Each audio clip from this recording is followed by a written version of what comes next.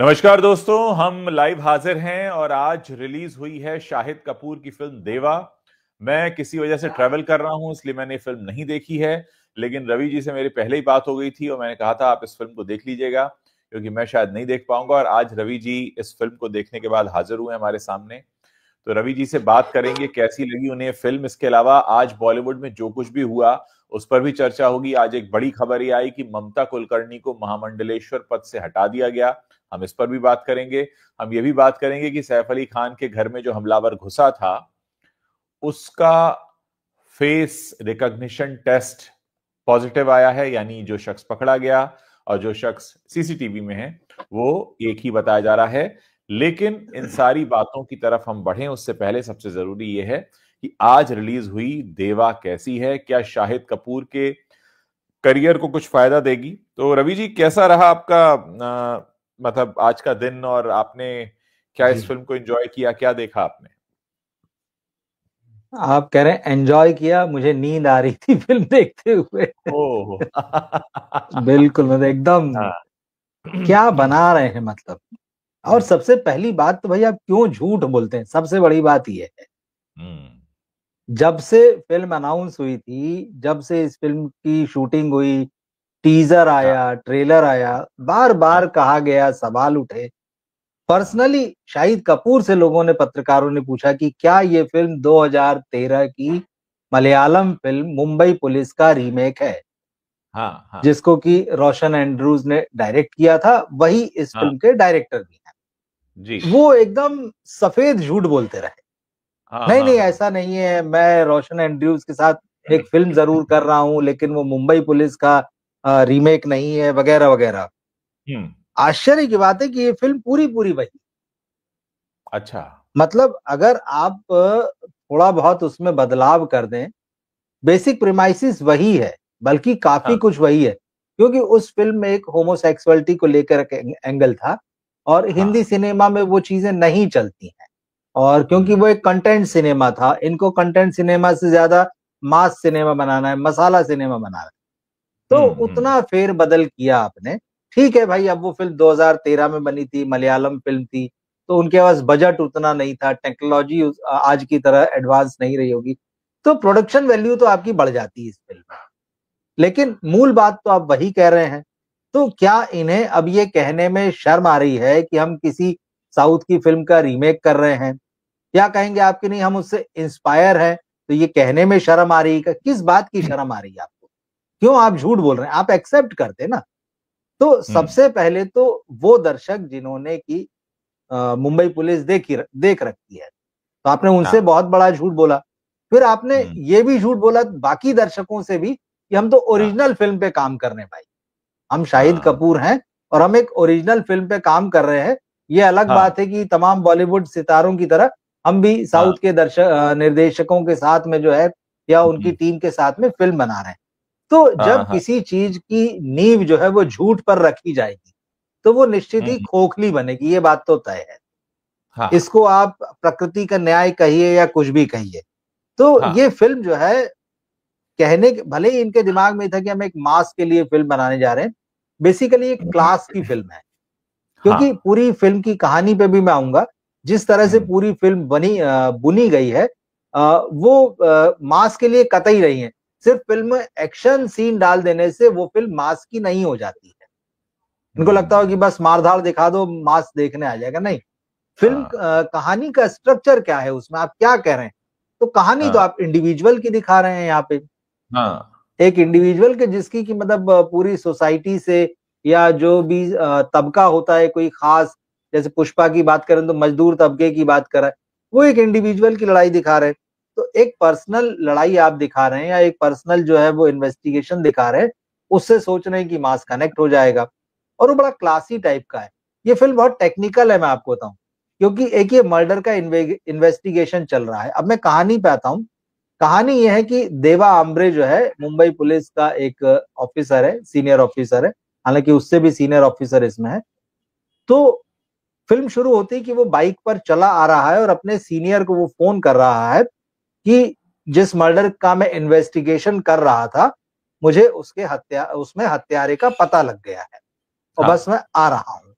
और जो जैसे ही वो इतना कहता है उसकी बाइक का एक्सीडेंट हो जाता है और वो बुरी तरह से मतलब सड़क से टकराता है और जो पुल के नीचे जो दीवारें रहती हैं उनसे उसका सिर टकराता है और फिर दिखाया जाता है कि वो अस्पताल में है और हमें मालूम चलता है कि उसकी याददाश्त खो गई है।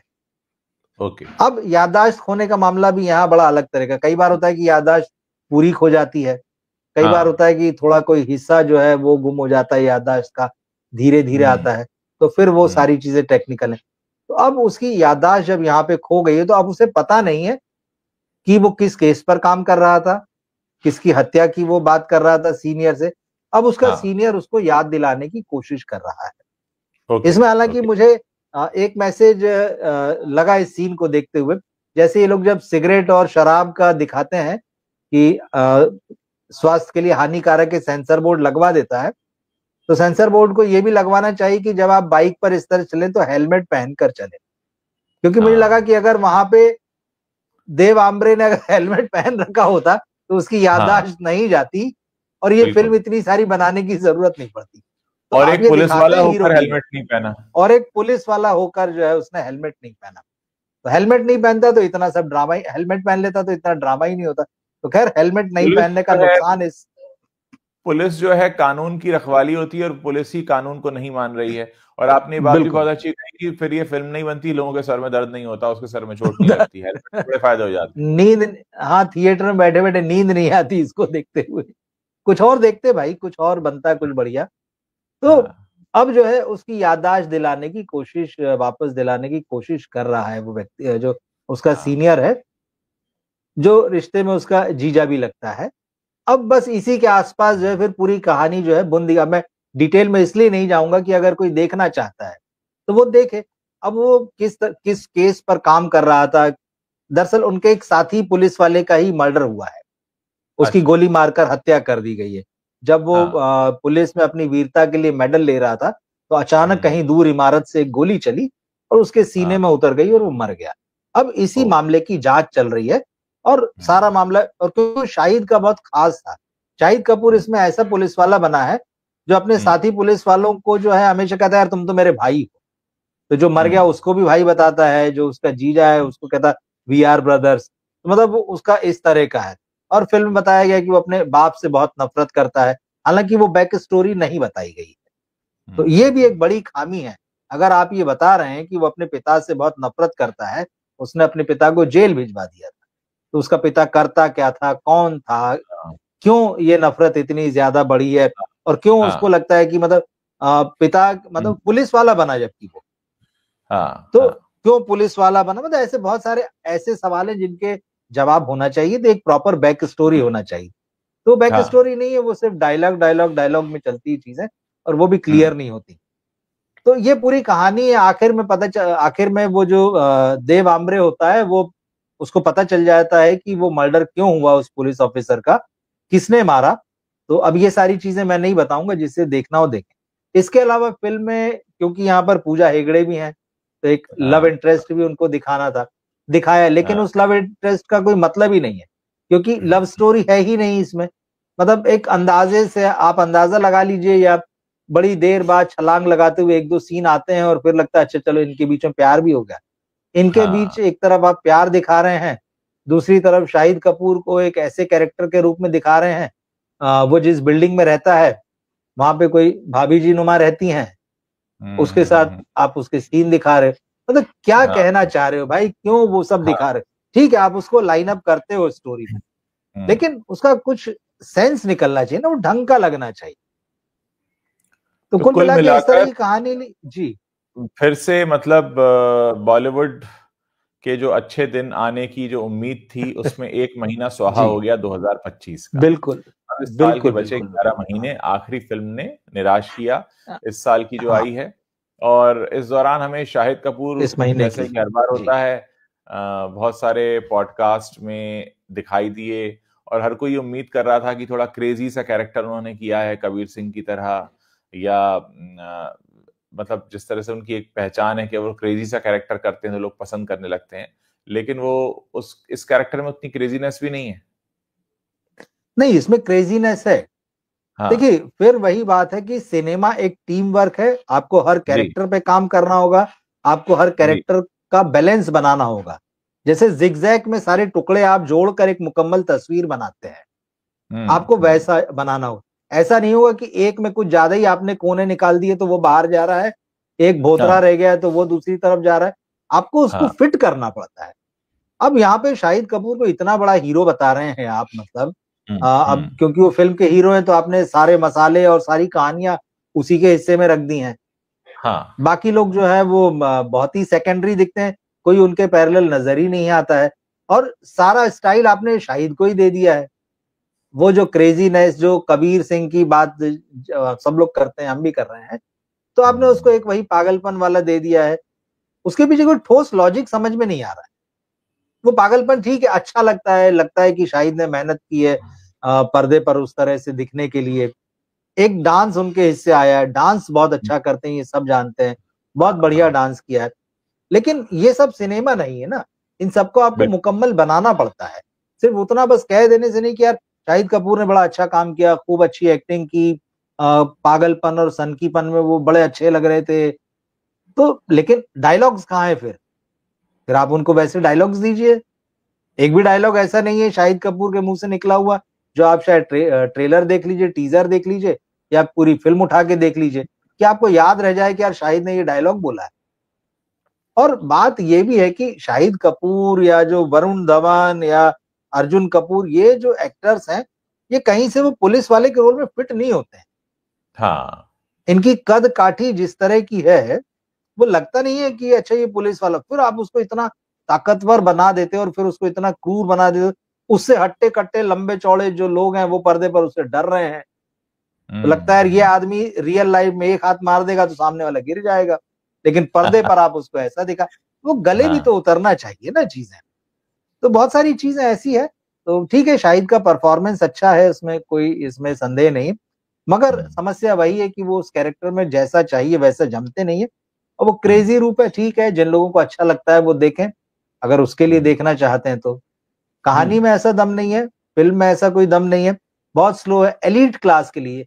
इन्होंने भले ही सोचा हो कि हम मास के लिए फिल्म बना रहे हैं, लेकिन हाँ वो हाँ। जो सिनेमा का वो एलीट क्लास, मतलब वो एलीट क्लास बोल रहा हूँ जिसको थोड़ा सा हल्की फुल्की मिस्ट्री और थ्रिलर जैसी फिल्मों में थोड़ा मजा आता है, और वो भी हम्म ऐसी हो कि जिसमें आपको ज्यादा सोचना पड़े कि हो क्या रहा है। ऐसा नहीं कि पर्दे पर आपको जमा के बताया जा रहा है कि ये हाँ। घटनाएं चल रही। तो उस तरह की फिल्म है ये। तो क्लास अपीलिंग है, लेकिन क्लास में भी कोई खास लोग हैं उनके लिए, तो क्लास में भी सबके लिए नहीं है, और मास के लिए तो बिल्कुल तो फिलहाल क्लास से बाहर खड़े हैं शाहिद कपूर। नहीं। शाहिद कपूर का कैरियर ना, मतलब आप समझ लीजिए कि उनको 20 साल से ज्यादा हो गए। इश्क हाँ विश्क से आए थे 2003 में, बिल्कुल।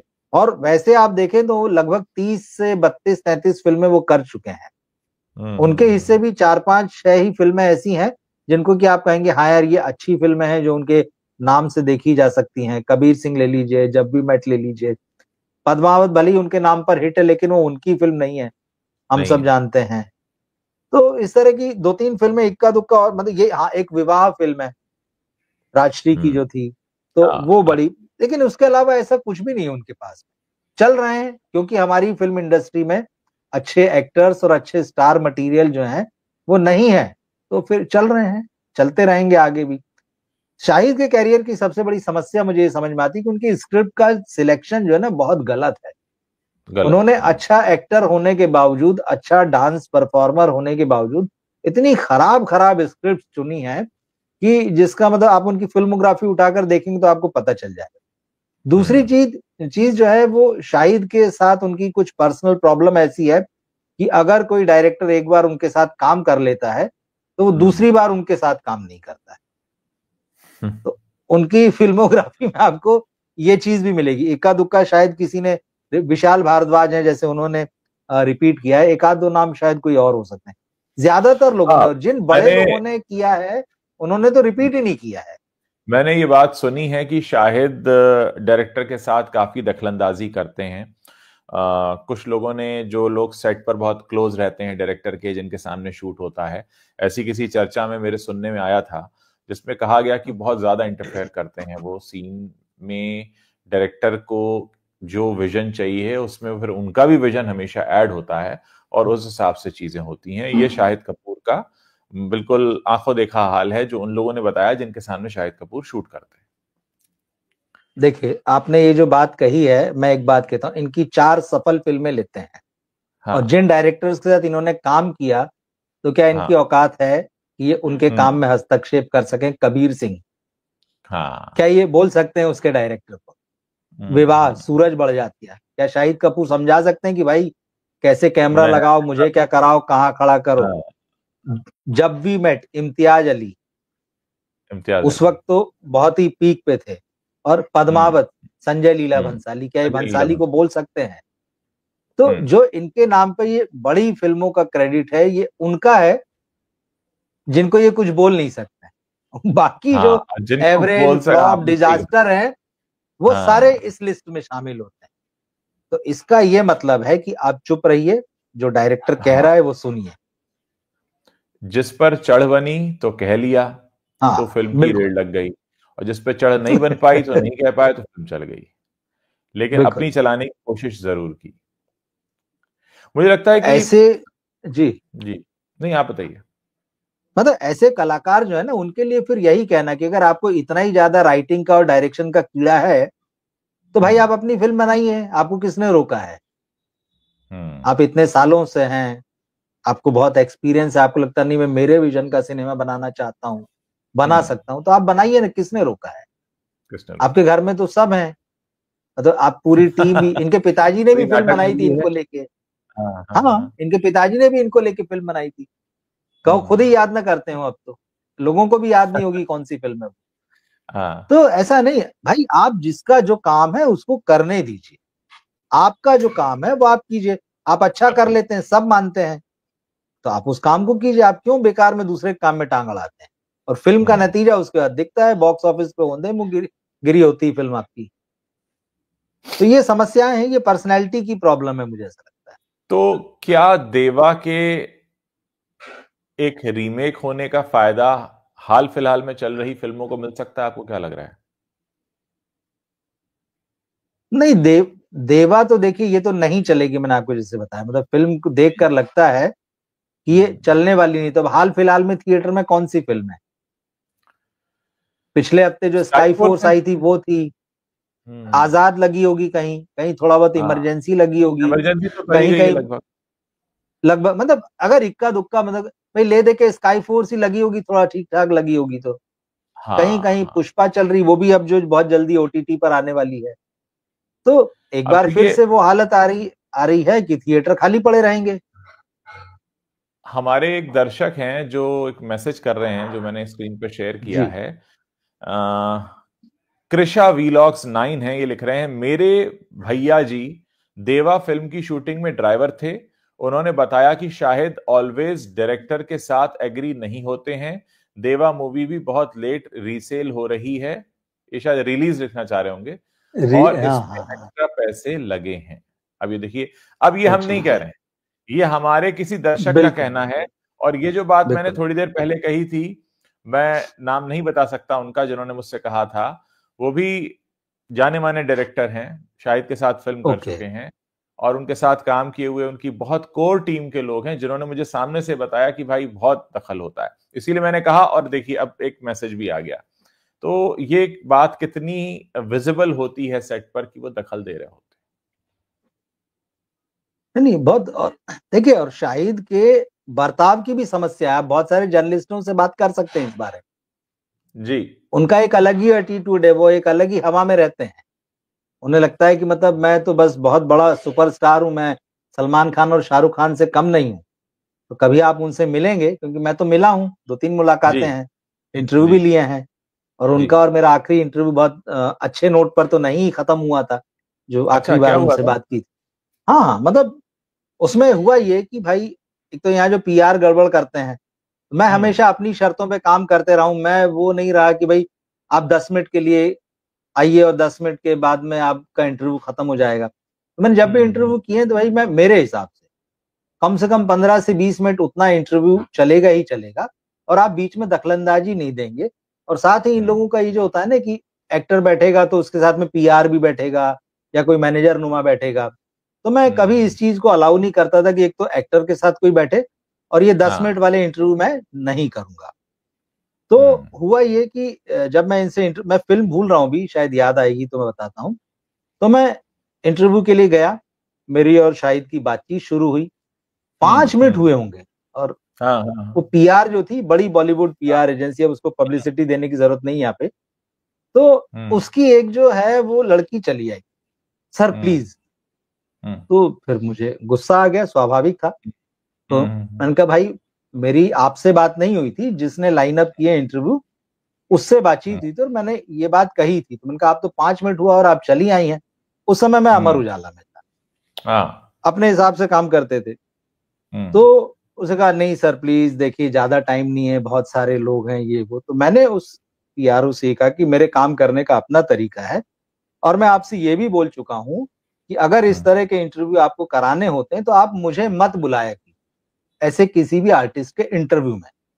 तो मैंने इसमें शाहिद कपूर का नाम नहीं लिया। मैं उस पीआर से बात कर रहा हूं कि अगर ये 5 मिनट वाले इंटरव्यू कराने हैं तो आप मुझे किसी भी आर्टिस्ट के इंटरव्यू के लिए मत इनवाइट किया। अब शाहिद वहां बीच में आ गए, अरे आप कैसे बोल रहे हैं कि ऐसे किसी कलाकार के। मैंने कहा आपका नाम नहीं लिया मैंने कहा ये इन लोगों की गंदी आदत है, इन लोगों की खराब प्रैक्टिस है। मैं अपनी शर्तों पर और अपने तरह से काम करता हूं। मैं आपसे नहीं कह रहा हूं कि मैं आपके इंटरव्यू के लिए नहीं, लेकिन आप मुझसे इंटरव्यू ले रहे हैं और उस समय आप ये बात कह रहे हैं कि ऐसे कलाकारों के लिए। मैंने कहा ऐसे कलाकारों से मतलब बॉलीवुड के। अब इस बात को लेके वो आदमी जो है बहस करने लगा। मैं कहा देखिए आपसे तो मैं बातचीत कर ही रहा हूँ और अगर नहीं करनी तो कोई बात नहीं। तो फिर वो पीआर थोड़ा सरेंडर हो गया, नहीं नहीं सर और ये वो। तो ये थोड़ा सा उसने थोड़ी देर बहस की, फिर उसके बाद फिर ठीक है। तो एक वो खराब नोट पर आगे 5-7 मिनट और बातचीत की, लेकिन ना मुझे उसमें मजा आया ना उसको मजा आया होगा। पीआर का काम है अपना। तो ये मैंने देखा कि भाई आप किसी और से बात कर, आपका ईगो इतनी जल्दी हर्ट होता है। भाई मैं बॉलीवुड के भी एक्टर्स की समस्या बता रहा हूँ कि उनको इंटरव्यू भी कराना है, उनको बात भी नहीं करनी है, उनको टिक मार्क भी चाहिए कि इस पब्लिकेशन के साथ, इस मैगजीन के साथ, इस चैनल के साथ इंटरव्यू हो गया। अब वो 5 मिनट के इंटरव्यू भाई मैं नहीं करता ना यार, और मैं सारी चीजें पहले क्लियर कर चुका हूँ और मैं पीआरओ से बात कर रहा हूँ। आप बीच में खुदक रहे हैं, आप मेरे बारे में बोल रहे हैं। अरे भाई आपके बारे में नहीं बोल रहे हैं, मैं कह रहा हूँ बॉलीवुड के ऐसे आर्टिस्टों के लिए मत बुलाओ मुझे जो 5 मिनट बात करना चाहते हैं मीडिया से, मुझे नहीं करनी बात। आप मेरे बारे में बोल रहे। तो वो उस तरह से हुआ था। तो खैर उसके बाद मैं इसके इंटरव्यू के लिए कभी नहीं गया। तो ये एटीट्यूड समझ में आता है कि आपका मतलब कितना ईगो है, आपका एटीट्यूड कैसे है, आप मीडिया को कैसे देखते हैं या जिन लोगों के साथ आप काम कर रहे हैं उनको कैसे देखते हैं। और बाकी तो ये शिकायतें दूसरी है ही बहुत सारी, जो डायरेक्टर वाली देखिए काम में दखलंदाजी की जो लिखा भी है, जो हमने भी सुनी चीजें, ऐसा नहीं सारी चीजें घूम फिर कर आती हैं। तो शाहिद के साथ अच्छा एक्टर होने के बाद भी ये समस्या है। ये देखिए एक और मैसेज है हमारे उन्हीं दर्शक का, कृषा वीलॉग्स 9 का। ये कह रहे हैं शाहिद की वजह से many times shooting location change करना पड़ा बिकॉज वो डायरेक्टर को के बताए लोकेशन पर शूटिंग करना नहीं चाहते थे। उनको लगता है सब शूटिंग स्टूडियो में ही हो जाए। अब ये देखिए प्रैक्टिकल चीजें निकल कर आ रही हैं, ये हम नहीं जानते। बिल्कुल। लेकिन मुझे इतना पता है कि इंडस्ट्री के लोग हमारा वार्तालाप बहुत सुनते हैं। फिल्म इंडस्ट्री के लोग जितने भी जुड़े हुए हैं, चाहे वो किसी भी स्तर पर काम कर रहे हो, वो हमारी बातचीत को काफी सुनते हैं और ये उस बात का प्रतीक है कि इस तरह के मैसेजेस हमको आते हैं और हम इसलिए इसको स्क्रीन पर शेयर भी करते हैं ताकि हम लोगों को बता सकें कि हाँ हमारी बातें इंडस्ट्री के लोग सुनते हैं और इसकी चर्चा भी होती है। क्योंकि हम लोग लगभग 2.5 दशक से यहाँ पे हैं, तो सबके साथ कुछ ना कुछ एक्सपीरियंसेस हैं हमारे, या तो डायरेक्ट हैं या हमको जिन लोगों के सीधे एक्सपीरियंसेस रहे हैं उनसे हमको चीजें सुनने मिली है। बहुत सारी चीजें खुद हमने आंखों से देखी है। तो हर व्यक्ति के बारे में उसकी क्या पर्सनैलिटी है, किस तरह से वो सोचता है, किस तरह की उसकी मतलब एक सोचने की लेंथ है, वो सारी चीजें जो है कम ज्यादा करके आपको हमें पता होती हैं। तो शाहिद कपूर की समस्या यही है कि उनकी सिलेक्शन जो है स्क्रिप्ट्स का वो बहुत खराब है। और अकेले शाहिद ऐसे नहीं है, बहुत सारे लोग हैं, और बहुत सारे लोग हैं जिनका ईगो जो जरा जरा सी बात में हर्ट हो जाता है, जो हर जगह पर अपना टिक मार्क रखना चाहते हैं लेकिन वो समय नहीं देना चाहते। उनको लगता है हमें पब्लिसिटी मिल जाए पर हम उसके लिए टाइम इन्वेस्ट ना करें और सबको एक जैसा देखना है। ये बड़ी आप पीआरओ से बोलो ना यार कि मुझे 5 लोगों से बात कराओ, पर 5 आदमी बहुत बढ़िया होना चाहिए। आप चाहते हो 50 लोगों से बात कराएं, समय उतना ही है। तो यहाँ ये बहुत सारी समस्याएं, और पीआर इसी में इनको डुबाता है, और ये डूबते भी हैं। इनकी जो इमेज होती है वो इसका नतीजा होती है, जो जिस तरह का ये बर्ताव करते हैं लोगों से। तो ये तो है। और फिल्में भी, देखिए फिल्मों के सिलेक्शन की मैं बार बार इसलिए बात कर रहा हूँ कि आप शाहिद को कितने, मतलब 2003 से 2025 22 साल हो रहे हैं लगभग। 22 साल में आपके 22 साल में आपके पास गिनती की 10 फिल्में भी बहुत ठोक बजाकर नहीं है कि ये मेरे लिए देख जाए। 10 छोड़िए, 5 फिल्में भी नहीं, अगर सही ढंग से आप उसको कस दें, स्क्रूटनी कर दें, तो आपने कैसा काम किया भाई? मतलब फिर कहते हैं कि नहीं हम नेपो किड नहीं है, हमने अपना स्ट्रगल किया। जो स्ट्रगल करता है ना, उसकी पर्सनैलिटी में वो दिखाई देता है, वो उतना हम्बल होता है, वो उतना लोगों को समझता है। रिसेंट स्टेटमेंट था कि मैंने तो 250 ऑडिशन दिए, मैं कोई नेपो किड नहीं हूँ। मैंने मेरे पास लोखंड वाला मार्केट से भी पैसे नहीं थे कपड़े खरीदने के। ठीक है, हो सकता है ऐसा, हम मना नहीं करते उस चीज से, लेकिन वो दिखना भी चाहिए, दिखना भी चाहिए ना। मतलब फिर बात वही है कि दिखना भी चाहिए वो चीज। तो ये फिल्म तो गई देखिए, और इसके बाद इनको जो इनकी अगली फिल्म है अर्जुन उस्तरा, वो शायद विशाल भारद्वाज बना रहे हैं, तो उसका इंतजार करना होगा कि शायद वहां कुछ कल्याण हो सके। यहाँ तो हुआ नहीं है। हम अगली खबर पर पढ़ेंगे रवि जी। आज दिन में खबर ये आई कि ममता कुलकर्णी जो हैं, उनको एक तरह से बहुत बड़ा झटका लगा, क्योंकि उन्हें महामंडलेश्वर पद से हटा दिया गया, और कुछ ही दिन हुए थे उनको महामंडलेश्वर बनाए हुए, और उस पर कई तरह के विवाद हुए। मैं बताता हूं कि क्या क्या विवाद हुए। तो पहला तो यह कहा गया कि एक वैजंती माला पहननी होती है, वो उन्होंने नहीं पहनी महामंडलेश्वर बनने पर। एक वैराग्य की एक लंबी तपस्या होती है कि आप बहुत दिनों से तक वैरागी रहे, उसके बाद आप महामंडलेश्वर बनाए जाते हैं, लेकिन उन्होंने वो भी नहीं किया, आरोप ऐसे लगे। न सिर्फ ममता कुलकर्णी को महामंडलेश्वर पद से हटाया गया, बल्कि उन्हें किन्नर अखाड़े से निष्कासित कर दिया गया, बल्कि उन्हें महामंडलेश्वर बनाने की वकालत करने वाले लक्ष्मी नारायण त्रिपाठी को भी किन्नर अखाड़े से निष्कासित कर दिया गया, और उन्हें भी महामंडलेश्वर उपाधि से हटा दी गई, उनकी पदवी हटा दी गई। साथ ही यह भी कहा गया कि ये फिल्मों में काम करती थी, वहां तक तो ठीक है, लेकिन फिल्मों में काम करने के दौरान इन्होंने टॉपलेस शूट कराया था, उसको लेकर आपत्ति। फिर अंडरवर्ल्ड से लिंक जुड़े, उसको लेकर आपत्ति। अंडरवर्ल्ड ड्रग सरगना रहे हैं विक्की गोस्वामी, उनसे शादी की खबर आई थी। साथ ही इन्होंने बहुत क्लोजली काम किया, ऐसा भी कहा गया। ये तमाम बातें मिलाकर कहा गया कि इनको हटा देना चाहिए। अब यहां पे कई सारे प्रश्न उठते हैं।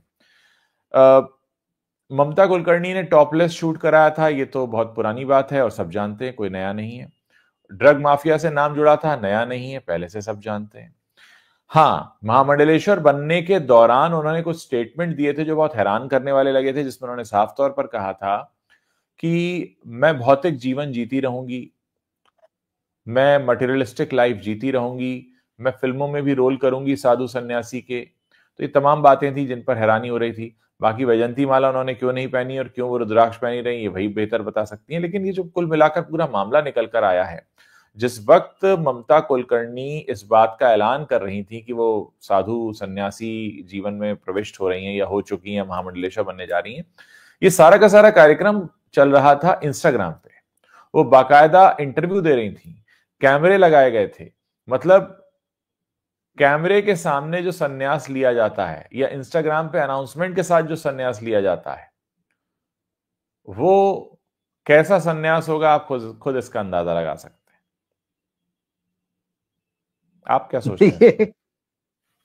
मतलब आपने यहाँ लिखा है कि ममता कुलकर्णी को बड़ा झटका, तो जिस दिन इनको महामंडलेश्वर की उपाधि से सम्मानित किया गया था, तो लोगों को इतना ही बड़ा झटका लगा था जितना बड़ा आज इनको लगा है। बिल्कुल। मतलब ममता कुलकर्णी तो आप एक कलाकार हैं, एक कलाकार का जो सम्मान हो सकता है, उस कलाकार के लिए जो स्नेह और प्रेम हो सकता है, वो सब लोगों के दिलों में है। और जो ये महामंडलेश्वर की जो उपाधि होती है या जो साधु संत बनने की जो भी प्रक्रिया होती है, उसके जो तय नियम कायदे शर्तें होते हैं, अगर आप उन पर खरे नहीं उतर रहे हैं, अगर आपको वो उपाधि मिल जाने के बाद भी कह रहे हैं कि सिलेक्टिव होंगे, उसमें हम ये करेंगे ये नहीं करेंगे, तो कैसे आपको मान लिया जाएगा? भाई हमारे समाज में साधु की और संत की एक अलग परिकल्पना है लोगों के दिमाग में, कुछ हाँ। मानक हैं, और लोग मानते हैं कि अगर कोई व्यक्ति साधु है, संत है, सन्यासी है, सन्यासिन है, तो उसका आचरण कुछ वैसा ही होगा, मतलब लोगों के दिमाग में है कि वो व्यक्ति कैसा होगा। लेकिन हाँ। अब ममता कुलकर्णी का एक अतीत है, तो ठीक है, अतीत है, उसको छोड़ा जा सकता है। भाई किसी से कुछ काम ऐसे हुए हों जो शायद उस वक्त उसकी या तो मजबूरी रही हो या उस वक्त पेशा रहा हो, समय के साथ व्यक्ति बदल जाता है, उसका हृदय परिवर्तन होता है। तो हमारा धर्म और हमारा समाज जो है इस मामले में बहुत उदार है, तो हाँ। इसलिए बहुत सारे जो अपराधी भी जो तत्व होते हैं वो बाद में कई बार देखा गया है कि इस तरह के उसमें आ जाते हैं। तो चाहे वो संसद जैसी पुण्य जगह, पुण्य भूमि हो, या फिर अखाड़ों जैसी जगह हो, या कुंभ जैसे मामले हो, तो ठीक है, हम मानते हैं कि भाई व्यक्ति बदल जाता है, उसका हृदय परिवर्तन हो जाता है, उसके आचरण में परिवर्तन आ जाता है। ममता कुलकर्णी के साथ मुझे लगता है ये जो विवाद, मतलब लोगों को झटका तो लगा ही था, पर जो वो थोड़ा सिलेक्टिव हो गई कि जैसे आपने कहा, मैं वैजयंती माला जो है वो नहीं पहनूंगी, मैं फिल्मों में ही काम करती रहूंगी, तो ये थोड़ा-सा लोगों को जो है अजीब लगता है। तो और उन लोगों को तो ज़्यादा लगा होगा, जो हम लोग आम समाज में रहते हैं, साधारण लोग हैं जो, तो उन्हें तो लगा ही कि अच्छा ठीक है, एक साध्वी है, वो फ़िल्मों में भी काम करेगी। एक साध्वी है, तो जो साध्वी जीवन के जो तय मानक हैं, वो उनको नहीं मानेगी। चलिए, बहुत उदार है समाज, वो मान लेता। लेकिन अगर वो किसी खास अखाड़े से जुड़ी हैं, तो उस हाँ। अखाड़े के भी कुछ तय नियम कायदे होंगे। तो अगर आप उन तय नियम कायदों को मानते हैं, तो आप उस घेरे में आते हैं, उस श्रेणी में आते हैं। अगर आप हाँ। उसको नहीं मानते, उनको तोड़ते हैं, तो ये उनके पूरे अधिकार में है कि भाई हम आपको अपने यहाँ पर नहीं रख सकते हैं। तो मुझे लगता है जो उन्होंने फैसला किया वो उनके नियमों के हिसाब से किया है। अब इसमें ममता कुलकर्णी का क्या रिएक्शन आएगा वो देखते हैं। बिल्कुल। और मुझे लगता है कि कहीं ना कहीं समाज में एक गलत संदेश भी जाता है, क्योंकि साधु सन्यासियों की अपनी एक इमेज है। देखिए, आप बिल्कुल। जैसे ही कहते हैं कि आप सन्यासी हैं, तो आपकी एक इमेज उभरती है आंखों के सामने, और उस इमेज में ममता कुलकर्णी तो कहीं फिट नहीं बैठती, क्योंकि ममता कुलकर्णी को इसी देश ने, इसी समाज ने जिस तरह से देखा है, उसके बाद उन्हें ये एक्सेप्ट कर लेना, चाहे लाख कोई बदल जाए, चाहे लाख कोई बदल जाए, लेकिन आप एक जमाने में सेक्स सिंबल कहलाए, एक जमाने में टॉपलेस शूट था, एक जमाने में अंडरवर्ल्ड से नाम जुड़ता था, एक जमाने में ड्रग माफिया से नाम जुड़ता था, और उसके बाद आप अगर सन्यास ले भी रहे हैं तो कैमरे और इंस्टाग्राम के सामने, तो उससे नीयत भी समझ में आती है कि इसके पीछे मंशा क्या है। देखिए, बात आप सही कह रहे हैं। भाई हमारे देश के इतिहास को देखें, अब वो इतिहास है, कहानी किस्सों में है। वैशाली की नगर वधू का जो जिक्र आता है, फिल्म भी बनी हाँ। है, आम्रपाली है। भाई वो तो उस साम्राज्य की नगर वधू थी, लेकिन वो बुद्ध की जो है वो शरणागत हो गई, उनकी हाँ। शिष्या बन गई बाद में। तो ऐसा होता है, पहले भी होता रहा। मैं कह रहा हूँ हमारा समाज जो है बहुत उदार है इन सारे मामलों में, कोई समस्या नहीं है। लेकिन बात वही है कि अगर आपने एक नया चोला धारण कर लिया है, तो आपका आचरण, आपके आचार विचार फिर वो वैसे ही दिखने चाहिए।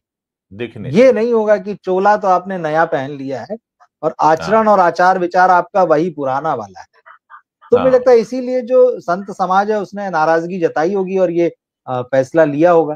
तो शायद ममता हम्म। कुलकर्णी अब आत्ममंथन करें, उनके लिए चिंतन और आत्ममंथन का मतलब काफी मसाला मिल गया है इस पूरे घटनाक्रम में। एक और आज खबर जो दिन भर छाई रही, जी। वो ये था कि सैफ अली खान के घर में जो जी। शख्स घुसा था, उसके बारे में जी। कहा जी। गया कि भाई वो वही हैं, जो दिख रहे हैं उन्हीं को पकड़ा गया है। और कुछ हाँ। मामलों में यह भी कहा गया कि ये ऐसा ही आरोप भी लगा था पुलिस पर। और एक अखबार ने रिपोर्ट भी छापी थी, दैनिक भास्कर ने छापी थी, जिसमें कहा गया था कि ये जो चेहरा आपको दिख रहा है सीसीटीवी में, और ये जो पकड़ा गया शख्स है शरीफुल इस्लाम, इन दोनों में भेद है। फिर उसमें बहुत सारी उन्होंने बातें कही थी कि दोनों की जो आईब्रोज हैं उनमें डिस्टेंस का अंतर है, माथे का अंतर है, चेहरे की लंबाई का अंतर है, नाक का अंतर है, यहां तक कहा गया कि कॉम्प्लेक्शन भी बिल्कुल अलग है। लेकिन आज फाइनली ये रिपोर्ट आई कि फेस रिकॉग्निशन जो टेस्ट होता है वो उसमें मामला पास हो गया है और ये जो शख्स पकड़ा गया ये वही सही शख्स है। और पुलिस के पास इसके अलावा भी बहुत सारे साक्ष्य हैं, जैसे कि उसकी मोबाइल फोन लोकेशन वगैरह। देखिए, मामला जो है मतलब हाँ 2 हफ्ते से ज्यादा हो गया है अब तो इस पूरे मामले को, और अभी बिल्कुल। तक तो उसी लेवल पे अटका हुआ है कि वही व्यक्ति है कि नहीं है। भाई, पुलिस ने हाँ आज कह दिया कि ये हाँ वही व्यक्ति है, शरीफुल इस्लाम, जो उस सीसीटीवी कैमरे में दिखा, जो सैफ के इमारत की सीढ़ियों से जो बरामद किया गया था। हाँ लेकिन हाँ जो आम आदमी है उसका कन्विंस हो पाना अभी इससे थोड़ा सा जो है मुश्किल मुश्किल। लगता है, क्योंकि बड़ा डिफरेंस दिखाई दे रहा है वो। और फिर हम्म जैसा कि आपने दैनिक भास्कर की रिपोर्ट का भी हवाला दिया है, तो पुलिस अपनी तरफ से सारा काम कर रही है, हम तो यही मानेंगे कि पुलिस अपने लिहाज से जो है जांच जो है कर रही है। और क्योंकि वो एक सरकारी एजेंसी है, तो उसके जो निष्कर्ष होंगे वो हम्म कम से कम अदालत तक जाएंगे, तब तक तो आपको उसको मानना ही पड़ेगा।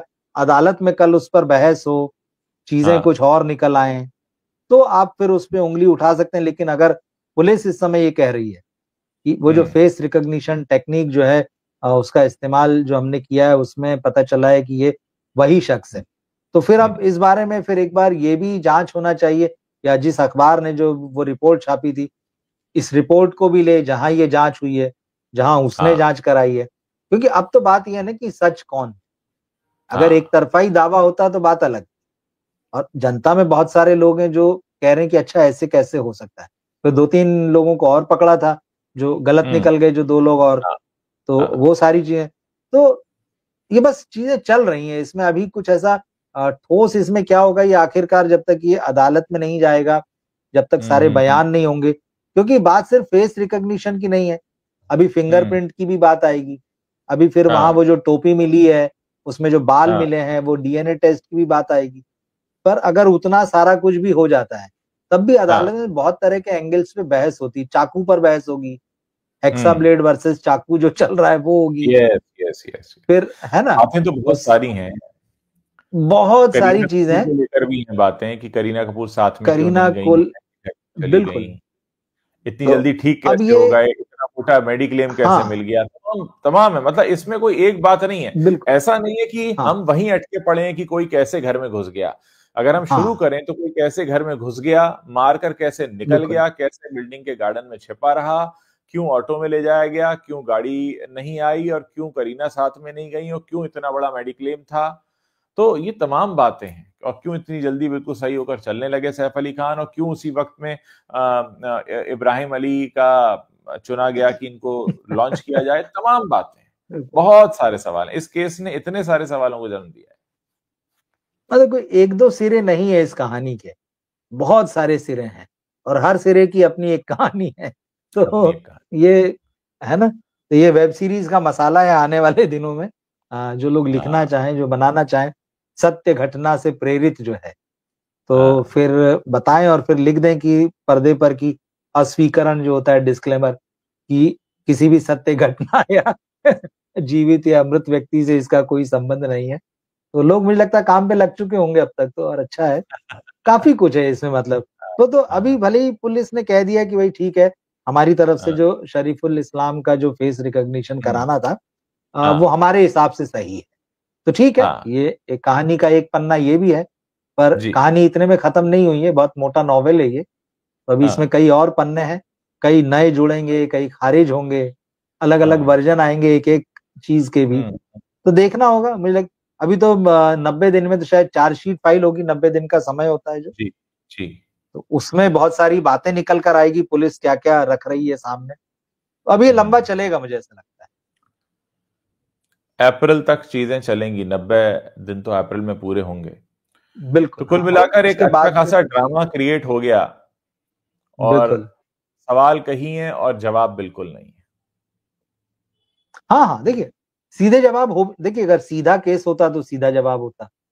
हाँ बहुत टेढ़ा मेढ़ा केस है, जिसमें चाकू के ही एक 3 और टुकड़े हैं। एक और आज हालांकि मतलब बॉलीवुड से डायरेक्टली लिंक्ड नहीं है, लेकिन मामला क्योंकि बॉलीवुड का है इसलिए हम बात करेंगे उस पर, कि मोनालिसा जो पॉपुलर हुई महाकुंभ से, उनको भी अब फिल्म में लाया जाएगा। सनोज मिश्रा हैं जो कई कंट्रोवर्शियल टॉपिक पर फिल्में बना चुके हैं, तो उन्होंने फिल्म साइन कर ली है और मणिपुर के बैकड्रॉप में एक लव स्टोरी है जिसमें मोनालिसा दिखाई देंगी। तो कहां तो एक तरफ वो जमात है फिल्म मेकर्स की जो भागते हैं नेपो किड्स की तरफ, और कहां कुछ ऐसे हैं जो किन्हीं भी वजहों से फेमस हुए लोगों के पीछे भागते हैं। मुझे तो ये चिंता सता रही है कि कहीं आईआईटी बाबा भी किसी फिल्म के हीरो ना बन जाए। हाँ, देखिए आज के समय में कुछ भी हो सकता है, कुछ भी हो इसमें कोई बहुत बड़ी जो है और आश्चर्य की बात नहीं होगी। हाँ, सनोज से पूछा भी गया कि आपने फैसला किया, तो बोले हाँ कोई बात नहीं, कभी मैं भी, मेरे भी परिवार वाले नहीं सोच सकते थे कि मैं फिल्म बनाऊंगा, लेकिन आज बना रहा हूं, तो मेरी टीम जो है वो मोनालिसा को ट्रेन करेगी कि कैसे एक्ट्रेस बना ठीक है, अच्छी बात है, यही लोकतंत्र है। देखिए हम तो कहते हैं कि सिनेमा की दुनिया में ये लोकतंत्र, हाँ देखिए सिनेमा के जो दुनिया है उसको इतना लोकतांत्रिक तो होना ही चाहिए। मतलब अब ये हो कि ऐसा ना हो कि बस वो फिल्म बना के रह जाए, अच्छी फिल्म बनाए और उसको थिएटर। अब इसका एक दूसरा पहलू जो मैं देख रहा हूं, देखिए मोनालिसा कैसी एक्ट्रेस होंगी हम नहीं कह सकते, हो सकता है वो बहुत कमाल की एक्टिंग करें और लोग कहें कि बहुत कमाल कर दिया, लेकिन अब ये जो पूरी दुनिया है वो सोशल मीडिया के इर्द गिर्द घूमती जा रही है। अगर आप इंस्टाग्राम पर पॉपुलर हैं तो आप एक बड़े स्टार हैं, या आप एक सोशल मीडिया पर पॉपुलर हैं तो आप एक बड़े स्टार हैं। तो कितनी चीजें सोशल मीडिया की पॉपुलैरिटी डिसाइड करने लगी है कि इस सोशल मीडिया पर अगर आप चल रहे हैं तो फिर आपके इर्द गिर्द जो है लोगों का जमावड़ा भी हो जाएगा और आप में सबको गुण भी दिखाई देने लगेंगे और सब कुछ होने लगेगा। सोशल मीडिया तो स्टार बना ही रहा है, अब बॉलीवुड स्टार नहीं बना रहा है। बॉलीवुड वालों को भी स्टार बने रहने के लिए सोशल मीडिया की शरण में आना पड़ रहा है जी। वहां उनको अपने फॉलोअर ढूंढना पड़ रहे हैं, वहां उनको रील बनानी पड़ रही है, सारा पीआर का जोर जो है वो सोशल मीडिया में लगाया जा रहा है। तो सोशल मीडिया ही वो मैदान है। अब ये बॉलीवुड के जो स्टार पुत्र पुत्रियां हैं, नेपो किड्स जो हैं, इनको बनाने की अंदर से कोशिश होती है, लेकिन अचानक इसी के बीच में से कोई जो है समाज के बीच में से कोई ऐसा निकल कर आ जाता है जो स्टार बन जाता है रातों रात। एक वो सिंगर आ गई थी जिनको हिमेश रेशमिया लेकर आ गए, मतलब बाद में उनको जगह दी थी, वो आ गई थी। पिछले साल एक वो चाय वाला रातों रात चली गई, ढिंचैक पूजा आई चली गई, चाय वाला एक पिछले साल, मतलब वो बिल गेट्स के साथ में। तो एकदम से कोई भी स्टार बन जाता है यहाँ पे, और उसकी कोई खूबी होती है, कोई वजह होती है। अब मोनालिसा की आंखें जो है दुनिया को बहुत सुंदर आ गई बिल्कुल। अच्छा हाँ, तो मोनालिसा की आंखें जो है लोगों को बड़ी खूबसूरत लगी, और फिर उसको तो ये हालत हो गई कि बीच कुंभ में से चले जाना पड़ा। हर आदमी उससे मिलना चाह रहा। देखिए आप चाहे सोशल मीडिया को तमाशा कह लीजिए, तमाशेबाजी कह लीजिए, लेकिन उसकी एक जगह है, और ज्यादा चीजें आजकल वहीं चल रही, क्योंकि लोग अब आपस में तो मिलते जुलते नहीं है। नहीं, हमारी कॉलोनी में तो कोई निकलता नहीं है कि चलिए मिलें, आपके यहाँ भी लगभग सब जगह यही हाल हो रहा है। तो सब लोग जो है सोशल मीडिया प्लेटफॉर्म पर, तो एक हिसाब से दुनिया छोटी भी हो गई है कि हम इसी प्लेटफॉर्म पे किसी से यूएस में और किसी से फ्रांस में और कहीं, और या यहीं कर्नाटक में, केरल में, पंजाब में मिल रहे हैं, बात कर रहे हैं, बैठे यहाँ पे हैं गांव में। तो एक लिहाज से सिकुड़ गई है दुनिया। होता यह है कि कॉमन डिस्कशन पॉइंट भी बन गए हैं। मैं जानता हूं आप बहुत ज्यादा इंस्टाग्राम पर एक्टिव नहीं है, मैं भी उतना ज्यादा नहीं हूं एक्टिव, लेकिन कम से कम हमको जानकारी तो है। तो कॉमन डिस्कशन पॉइंट्स लोगों के बड़े जनरेट हो जाते हैं इस पर, सोशल मीडिया में कुछ भी हुआ तो लोगों को लगता है अच्छा अखबार की सुर्खी भी बन गई, लोगों को एक कॉमन पॉइंट भी मिल गया। जैसे एक जमाना था जब ज्यादातर महिलाओं के बीच सास बहू वाले शोज डिस्कस हुआ करते थे, आज से 20 साल पहले, और वो बहुत ज्यादा पॉपुलर होते थे उस जमाने में। तो तब सोशल मीडिया नहीं था, तब टीवी मीडिया, एकता कपूर के शोज आया करते थे। हालांकि वो शोज अब भी आते हैं, लेकिन अब लोगों के पास डिफरेंट डिफरेंट डिस्कशन पॉइंट्स हैं। देखिए आदमी बातचीत तो करना चाहता ही है ना, वो इतना अलग नहीं हो सकता है कि किसी से संपर्क ही ना रखे जी, उसको मीडियम चाहिए जी, और उसको मुद्दे भी ऐसे चाहिए हैं कि वो, जब मैं अगर एक विचार रखता हूं तो मैं मेरे जैसे विचार रखने वालों को ढूंढता हूं, मैं उनको नहीं ढूंढता हूं जो मुझसे अलग या अलग विचार रखते हैं। अलग है। तो सोशल मीडिया प्लेटफॉर्म वो जगह बन गया है कि मेरे जैसे विचार वाले लोग जो है वो मुझसे कनेक्ट होते हैं, आपके जैसे आपसे कनेक्ट होते हैं, मुझे लगता है कोई मेरे जैसा मैं उससे कनेक्ट होता हूँ, तो ऐसे हाँ। करते करते एक बड़ी कम्युनिटी बन जाती है। हम्म। और सब एक जगह, मतलब भाई फिजिकली कितने बैठेंगे, 2 5 10 20 50 100, 100 में तो पंचायत हो जाएगी अच्छी खासी, मतलब हाँ। यहाँ तो हाँ। हजार हजार लोग, और मतलब जो तमाम ऐसे प्लेटफॉर्म्स हो गए हैं, तो चल रहा है डिस्कशन, और इसमें समय की भी पाबंदी भी नहीं है। किसी ने, मैंने हम्म। अभी एक अपनी बात लिखी, किसी ने सुबह पढ़ी तो सुबह जवाब दे देगा, उस पे कोई हाँ। 2 दिन बाद भी जवाब दे देगा। तो बहुत सारी बंदिशें ये टूट गई है, और यही हाँ। प्लेटफॉर्म जो है ना डिस्कशन का भी जो है केंद्र बनता जा रहा है। और हम्म। अच्छी बात यह है कि यहाँ टैलेंट दिखाने के भी लोगों को मौके मिल रहे हैं, तो लोग दिखा रहे बिल्कुल। हैं, वो अलग आ रहे हैं सामने। और देखिए बॉलीवुड की मजबूरी है, जब उसके सितारे पिट रहे हैं, तो ऐसे पिछले हम्म। 2 3 साल में हमने देखा कितने सारे लोग हैं जिनको इंस्टाग्राम से या यूट्यूब से उन्होंने, जो वो पॉपुलर है उनको लेके वो फिल्मों में आए, यार हाँ। हमारी फिल्म का हिस्सा बनो, या ये उनके वहां जाते हैं प्लेटफॉर्म पे, यार प्लीज हाँ। तुम्हारे यहाँ हमको बुलाओ तो हम वहां बैठ के दिखेंगे, हम वहां तुमसे बात करेंगे। तो ये मजबूरी बन गई। तो बॉलीवुड की एक बड़ी जो दीवार थी, जिसमें इनसाइडर वर्सेस आउटसाइडर भले ही अभी भी है, पर एक बहुत बड़ी दीवार तो टूट चुकी है। और अब जैसे मोनालिसा जैसा केस है, देखिए मैं तो अब ये मानता हूँ कि आपको फिल्म बनाने के लिए मुंबई आने की जरूरत ही नहीं है, बिल्कुल। कोई जरूरत ही नहीं, कोई बाध्यता ही नहीं, आप किसी गांव में भी बना सकते हैं, वर्ल्ड क्लास बना सकते हैं, लोग बना रहे हैं। असम में एक लड़की हम्म। फिल्म बनाती है, उसकी फिल्म इंटरनेशनली रिकॉग्नाइज होती है। हाँ। तो कोई भी जगह हो सकती, मतलब पंजाब हो सकता है, हरियाणा हो सकता है, साउथ में केरल, मतलब कहीं से भी आप बना सकते हैं। वो समय चला गया कि अगर किसी को हीरो बनना है, किसी को राइटर बनना है, लिरिसिस्ट बनना है, डायरेक्टर बनना है, हम्म। सिनेमेटोग्राफी करनी, तो उसको यहीं आना पड़ेगा, वो सब टूट चुका है। और ये बॉलीवुड के लिए घबराहट का विषय होना भी चाहिए, और है भी, क्योंकि हम्म। भाषा की भी वो सब चीजें जो थी, बंदिशें, वो टूट गई हैं, तो लोग बाहर का सिनेमा देख रहे हैं। अब बॉलीवुड के पास बस सिर्फ ये है कि जिसको बोलते हैं ना कि एक पुरानी पहचान बने रहना, कुछ हाँ। हेरिटेज वैल्यू जिसको आप बोलते हैं, वो हम्म। है मतलब। अब ये है कि या तो उसको ये बचा कर रखें और उसको बहुत भव्य बनाए रखें, या फिर उसके खंडहर होने का इंतजाम ये कर ही रहे धीरे धीरे, तो करते रहे। फिर होता है कोई टेक ओवर करेगा, तो बाहर से हाँ। बुला ही रहे लोगों को कि भाई इतना लगा दो, उतना लगा दो। अभी तो करण जौहर वाला मामला है, 2 3 खबरें और पिछले दिनों से चल रही हैं, इनकी अभी पुष्टि नहीं हुई है। बड़े स्टूडियो में किसी में जो है हॉलीवुड वाली बड़ी कंपनी पैसा लगाने जा रही है, 50% हाँ। स्टेक खरीद लिया गया है, बात चल रही है, फाइनल हो गया है।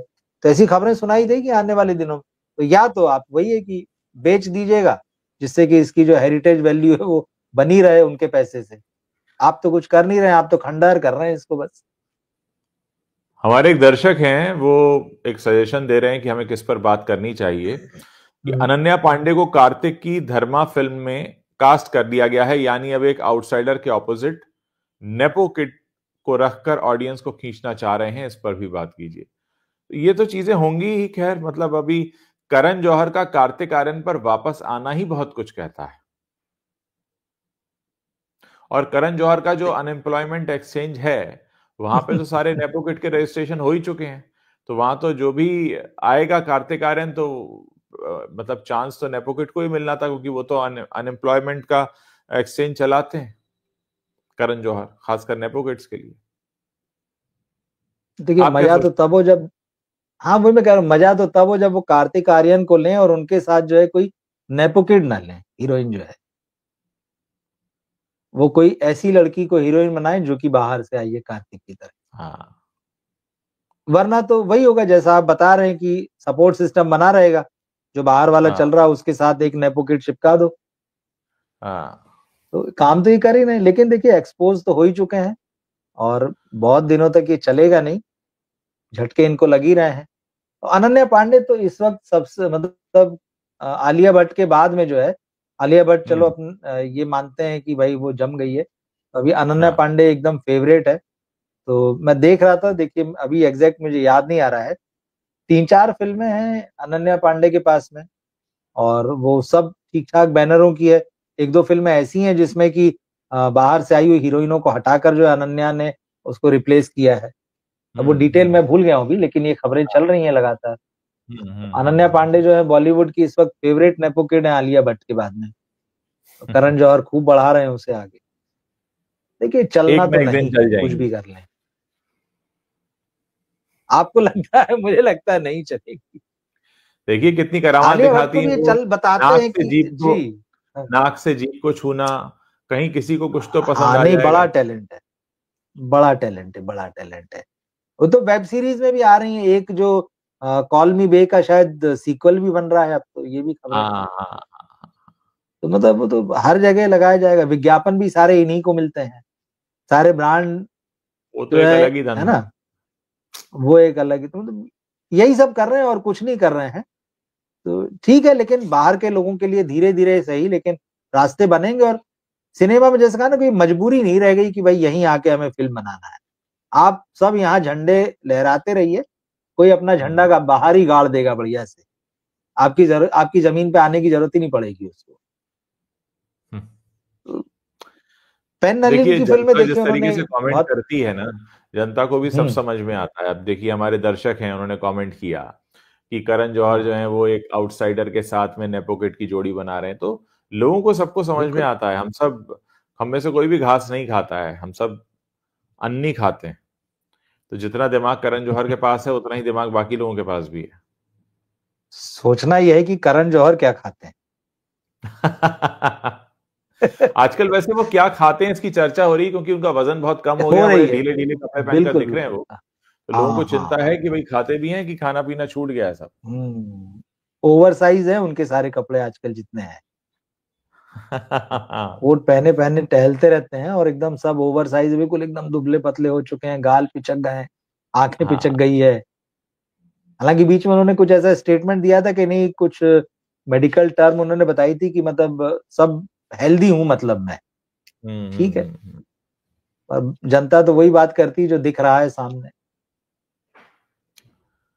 क्योंकि जो दिख नहीं रहा है वो भी तो दिख रहा है सबको। वो भी दिख रहा है। वो तो अच्छे से दिख रहा है। इनको लग रहा है कि लोगों को नहीं दिख रहा है। नहीं दिख रहा है पर सब अंदर दिख बैठे रहा बैठे है। इन्हें लगता है कि नहीं नहीं, कोई हमको नहीं देख पा रहा है, जो पर वो करण सब जौहर दिखाई दे रहा है।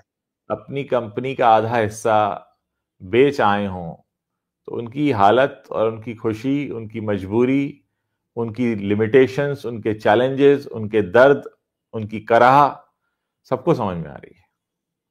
बेसन बेचने लगे ना। बेसन बेचने लगे। मतलब देखिए उधर क्या क्या बेच रहे थे और अब बेसन बेच रहे हैं। देखिए इसके बेसन भी बाद बेचने गए तो अनन्या को ले गए कि भाई तू चल, अनन्या को लेके, हाँ बिल्कुल बेसन ही बिल्कुल बेच मेरे साथ, तू चल कार्तिक की फिल्म कर, बिल्कुल। मतलब किसी तरह तो कभी तो।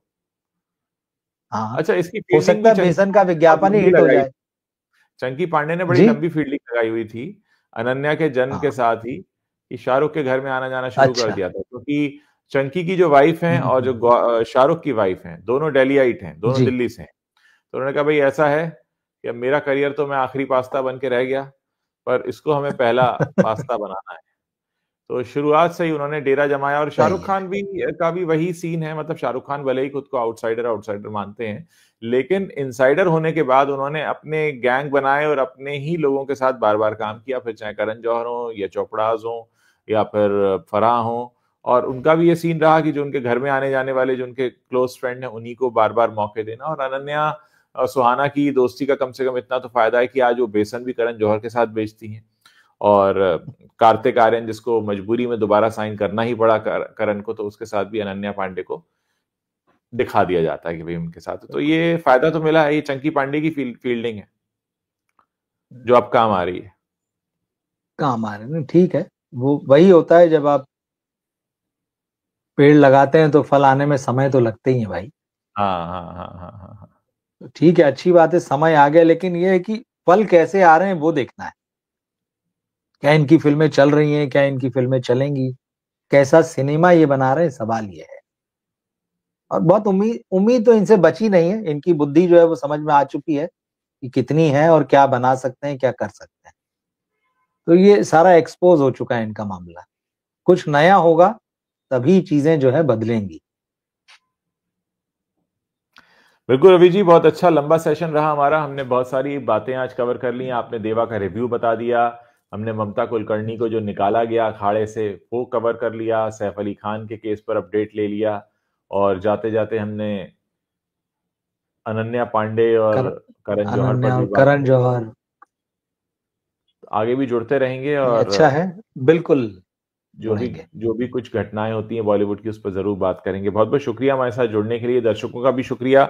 और मैं चाहूंगा कि इस वीडियो को आप जरूर शेयर करें लोगों के साथ, अपने नाम अपने शहर के नाम जरूर लिखें। और मुझे कई दर्शक लिखते हैं कि आप रोजाना ये बात क्यों कहते हैं, तो ये संदेश उन नए दर्शकों के लिए है जो हमारे साथ नए जुड़ रहे हैं, कि आप कहाँ कहाँ से जुड़ रहे हैं। अगर पहली बार जुड़े हैं तो अपना नाम और अपने शहर का नाम जरूर लिखें। और हमारे कई सारे दर्शक जो हैं बाहर से भी जुड़ते हैं, अफगानिस्तान से भी जुड़ते हैं, यूएस से भी जुड़ते हैं, लंदन से भी जुड़ते हैं। उन सभी का आभार और बहुत बहुत शुक्रिया। गुड नाइट रवि जी, फिर मिलते हैं हम लोग। गुड नाइट उज्ज्वल जी, मिलते हैं। Thank you.